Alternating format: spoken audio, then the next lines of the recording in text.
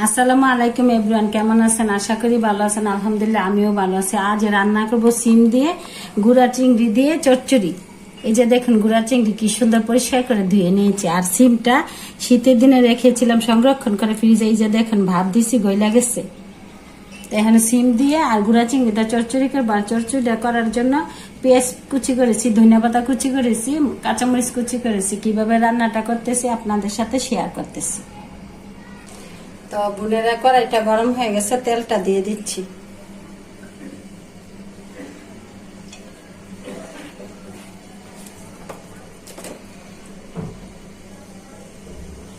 তেলটা গরম হয়ে গেছে, পেঁয়াজ কুচিগুলো দিয়ে দিচ্ছি।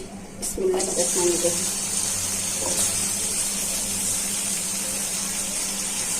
পেঁয়াজটা ভালো করে ভাজা হয়ে যায়, রেখে নিচ্ছি পেঁয়াজটা।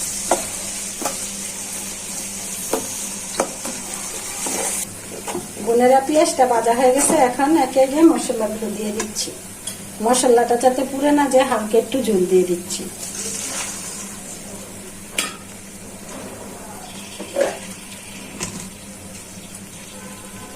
দিয়ে দিচ্ছি পরিমাণ মতন রসুন বাটা, দিয়ে দিচ্ছি পরিমাণ মতন আদা বাটা, দিয়ে দিচ্ছি স্বাদ মতো লবণ,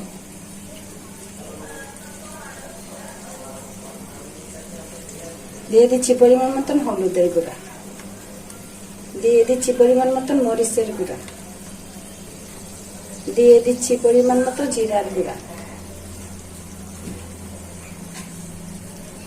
সাথে দিয়ে দিচ্ছি কাঁচামরিচ কুচি। এখন মশলাটা কষিয়ে নিচ্ছি, কষানোটা হয়ে যাক ভালো করে। এখন বোনেরা, মশলাটা কষানো হয়ে গেছে। কুচি চিংড়ি বা গুঁড়া চিংড়ি যাই বলুন, চিংড়িগুলো এখন দিয়ে দিচ্ছি।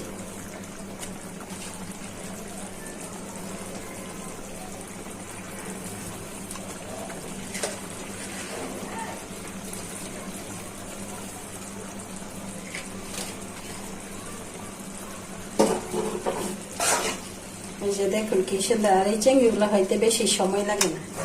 এখন সাথে দিয়ে দিচ্ছি ভাপানো সিমগুলো।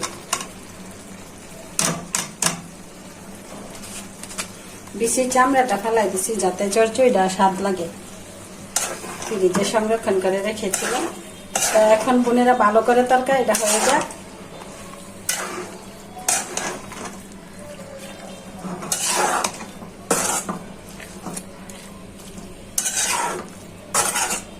বোনেরা দেখুন, এখন ধনিয়া পাতাগুলো ছিটিয়ে দিচ্ছি। দেখি চচ্চড়িটা কিরকম হয়েছে।